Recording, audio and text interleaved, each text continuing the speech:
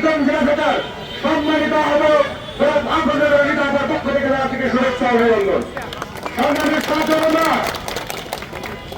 স্বাধীনতার যুদ্ধ সেই 1952 সালের ভাষা আন্দোলনের শুরু থেকে সেখান থেকে সূত্রপাত হয়।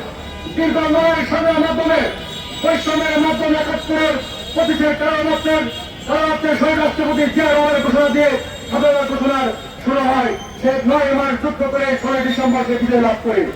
ঠিক তেমনই ভাবে 2009-এ আওয়ামী লীগ সরকার গ্রহণ করার পরবর্তীতে বিগত 17 বছর স্বৈরাচারের কোন নির্যাতনের অতিষ্ঠ হয়ে ছাত্র জনতার সেই মিছিলের মধ্যে সমাবেশে উপস্থিত থেকে কর্মসূচি স্বেচ্ছাসেবক দল কেন্দ্রীয় কমিটির যুগ্ম সাধারণ সম্পাদক জসিম হাওলাদার উপস্থিত রয়েছেন।